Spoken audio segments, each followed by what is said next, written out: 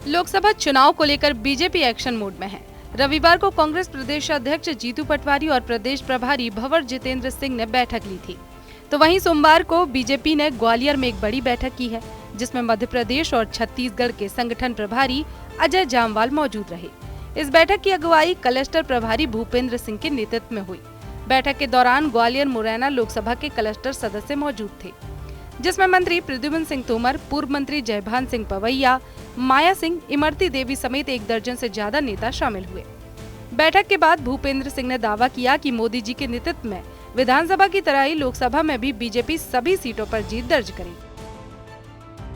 लोकसभा चुनाव तैयारी को लेकर की गई इस बैठक में सरकार की कई योजनाओं को लोगों तक पहुंचाने और बूथ स्तर तक कार्यकर्ताओं को मजबूत करने पर भी चर्चा की गई।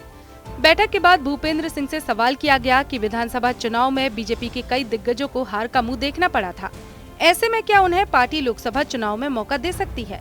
इस सवाल पर भूपेंद्र सिंह ने कहा कि चुनाव में किसे मौका दिया जाएगा या किसे नहीं दिया जाएगा, यह प्रदेश और केंद्र की चुनाव समिति और संसदीय बोर्ड तय करती है।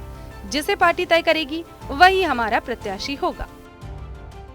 सभा में कई बड़े दिग्गज नेता हार गए थे विधानसभा चुनाव, क्या लोकसभा चुनाव में भी वो ताल ठोक रहे हैं, अपनी बता रहे हैं कि हाँ क्या पार्टी उनको मौका दिया जाएगा?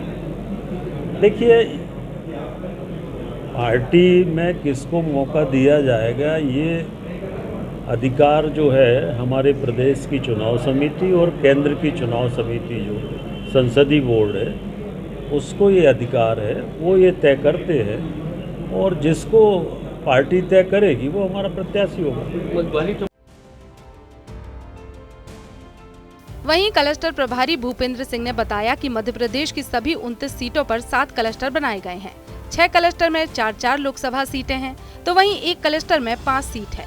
इसी तरह से ही ग्वालियर क्लस्टर बना है, जिसमें ग्वालियर, मुरैना, भिंड और गुना 4 लोकसभा क्षेत्र हैं, जिसमें ग्वालियर और मुरैना क्लस्टर की बैठक ली गई है।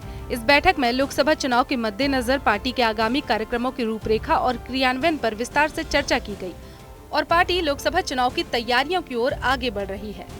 भूपेंद्र सिंह ने कहा कि प्रधानमंत्री जी के नेतृत्व में जिस तरह से विधानसभा चुनाव में ऐतिहासिक सफलता मिली थी, उसी तरह अब लोकसभा चुनाव में भी प्रधानमंत्री मोदी के नेतृत्व में शानदार सफलता बीजेपी को मिलेगी और नरेंद्र मोदी एक बार फिर देश के प्रधानमंत्री बनेंगे।